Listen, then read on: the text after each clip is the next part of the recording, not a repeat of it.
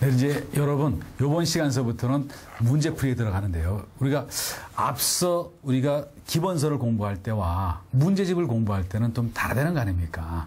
기본서를 공부할 때는 전반적인 내용이 어떤가 이런 걸 봤지만 우리가 문제집에서는 실제 현장 가서 이렇게 답안을 작성하는 그쪽으로 간다는 거 아닙니까? 그래서 이렇게 앞서 잠깐 개요를 한번 얘기를 드려볼게요. 물론 여러분이 다 알고 계시지만 2차 과목은 어떠냐면요. 총 4문제가 나온다는 거 아닙니까? 4문제가 나오는데 그런데 요 중에서 논술형이 한 문제고 그리고 약수령이 3문제로 나오거든요. 약수령이 3문제로 나오는데 그런데 논술형은 일정한 뭐 자기의 논리라든지 생각을 펼쳐 나가는 거 아닙니까? 그게 원래 논술형인데 그런데 우리 시험은 조금 어떤 세미 논술이라고 보세요.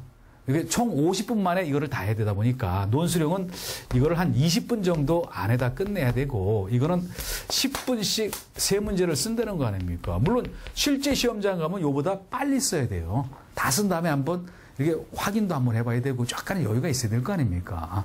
그래서 그러다 보니까 논술형이 조금 이렇게 정통 논술은 아니라고 보도록 합니다.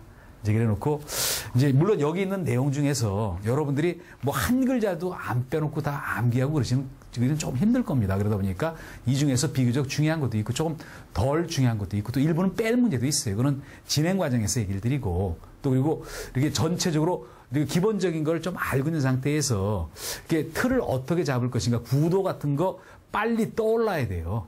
이거를 시간을 많이 끌 수는 없어요. 자꾸 생각만 하다가 시간 끌다 보면 50분 훌쩍 지나갈 거 아닙니까? 이제 그러면서 이제 같이 한 번씩 보도록 할게요. 먼저 3페이지 보시면은 여기 약수령 문제 1번을 볼게요. 문제 1번에 뭐라고 나왔냐면요. 여기 사무의를 쓰라는 거 아닙니까? 사무의 의를 써보라. 이렇게 문제가 나왔거든요. 그런데 지금 사무의 의만 쓰라 그랬으니까 뭐 중간 소목차라든지 키워드 같은 거 생각이 나야 될 거 아닙니까? 그래야지 여러분들이 이 문제를 쓸 수가 있어요. 그래서 이럴 때는 한번 제가 이렇게 볼게요. 여기 사무, 저는 그 책에 보면은 4개로 나눈 거 아닙니까? 4개로 나눠서 이게 빨리 떠올라야 돼요. 어떠냐면요. 일반적으로 사무가 뭐다. 이걸 한번 써보고, 일반적인 사무의 의.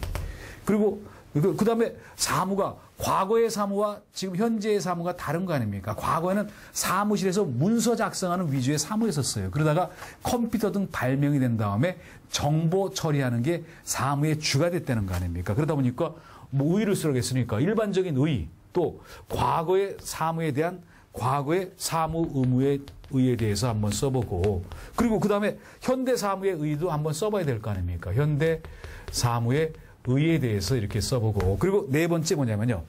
사무의 어떤 개념이 조금 바뀌어 나간다는 거 아닙니까? 개념도 의하고 같은 얘기잖아요. 그래서 어떠냐면요. 종전에 과거의 공장에서 어떤 기록 남기는 위주였다가 그 다음에 관리층에다가 어떤 자료를 넘기는 관리 위주. 그랬다가 현재 들어와서는 어떠냐면요. 어떤 최고 결정권자한테 의사결정할 수 있는 자료를 넘기는 거. 그런 식으로 뭔가 사무의 개념의 변화가 있었다는 거 아닙니까?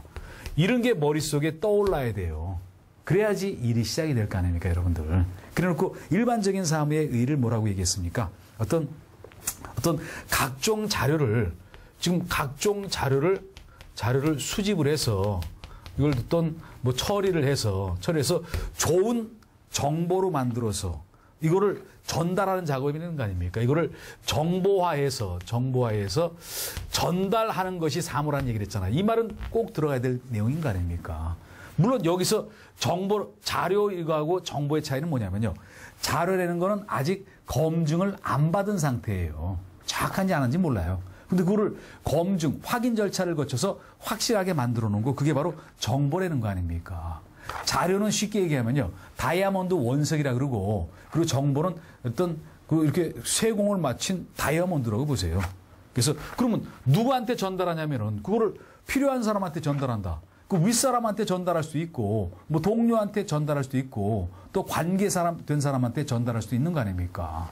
그래서 이게 바로 어떤 사무다. 그런데 과거의 사무의 의미는 뭐 저는 다 안 씁니다. 키워드만 한번 써볼게요. 과거 사무의 의미는 뭐냐면요. 어떤 사무실에서 하는 사고.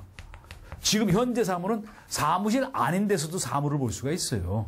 길거리에서도 사무 볼 수가 있고 그리고 차 안에서도 볼 수가 있어요. 그 뭐 컴퓨터 여기 예를 들어서